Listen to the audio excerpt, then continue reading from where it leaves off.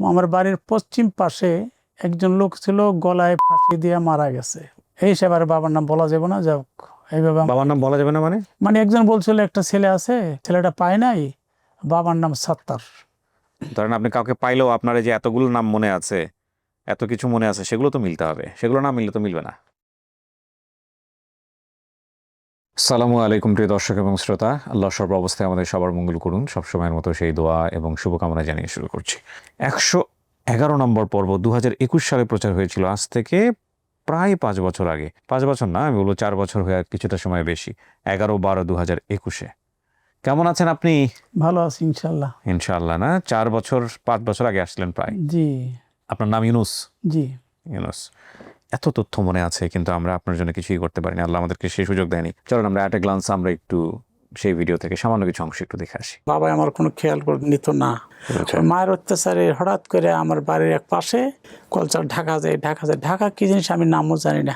ঢাকায় আসলেন আপনি শেষ পর্যন্ত? আসলে 3-4 দিন করতে মন পাগল হয়েছে। বাড়িতে লোকজন কেউ জানতো না? ভোর খেলা খুব সকালে, এবং তখন বর্ষাকাল, বৈশাখ জ্যৈষ্ঠ মাসে পানি পর্যন্ত পানি ভাঙ্গা। তারপরের দিন আমার মনে হয় একটা রিক্সাওয়ালার কাছে বিক্রি করাইছে আমার। রিক্সা চালাইতে ঠিক আছে, কিন্তু আমার খাওয়ার খবর নাই। তা হঠাৎ করে মনটা কান্তাছে, আর আমি বাড়ি যাবো কেমনি, এই মনুল বাড়ির কথা। তা কত আমার সঙ্গে যাইবা? আমি বললাম হ্যাঁ যাবো।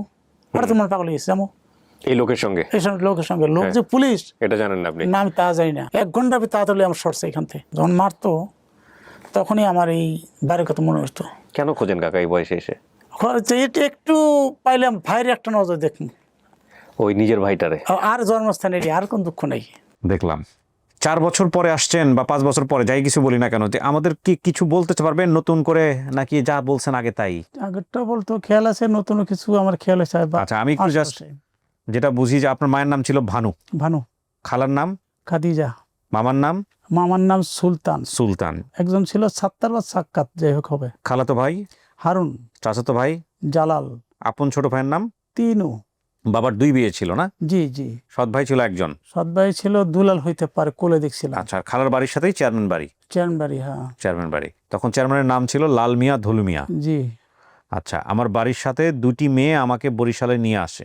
জি ঠিক আছে। এবং বিক্রি করে দেয়। আমি লঞ্চে আসছিলাম, এই 2টির ভাইয়ের নাম ছিল আদার আলী। আচ্ছা ঠিক আছে। পটুয়াখালী বা বরিশাল হতে পারে আপনার বাড়ি। জি। ওনার যে হারিয়ে যাওয়ার ঘটনাটা, সেটা কিন্তু আপনারা দেখলেন, এবং উনি বলেছেন লাল মিয়া, ধলু মিয়া চেয়ারম্যান ছিল, এবং আইয়ুব খানের সময়, ওটা পাকিস্তান পিরিয়ডের কথা। পাকিস্তান পিরিয়ড, গন্ডগোলের আগে।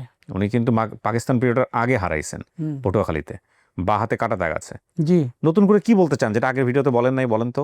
যেমন এগুলো সব ঠিক আছে, পুরো ক্লিয়ার আছে। নতুন করে আমার বাড়ির পাশে একটু, ওই কথা আগে বলা হয় নাই, আমার বাড়ির পশ্চিম পাশে একজন লোক ছিল, গলায় ফাঁসি দিয়ে মারা গেছে। ওটা আমার খেয়াল আছে লোকটা। আচ্ছা।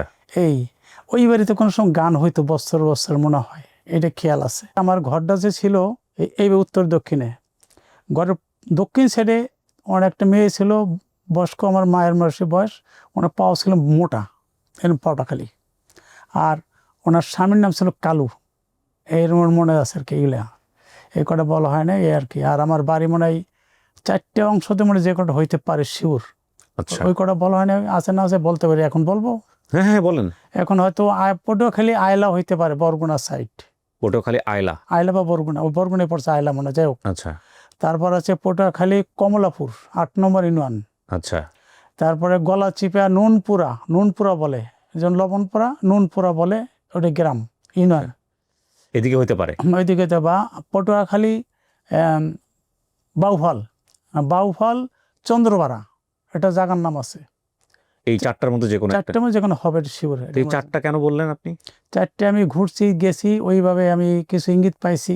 এই হিসাবে আর বাবার নাম বলা যাবে না, যাক এইভাবে। বাবার নাম বলা যাবে না মানে? একজন বলছিল একটা ছেলে আছে, ছেলেটা পায় নাই, বাবার নাম সত্তার, এই বলছিল কি।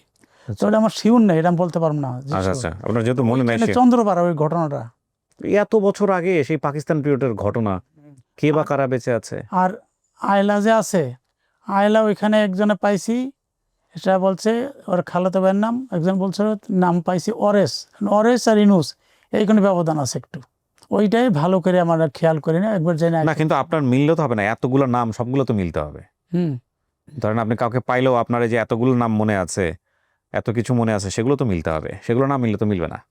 না ওইখানে তো আমার তো গ্রাম পোস্ট অফিস জানা নেই, থানা জানা নেই, যে মেন জিনিসটা জানা আপনি কি করেন এখন?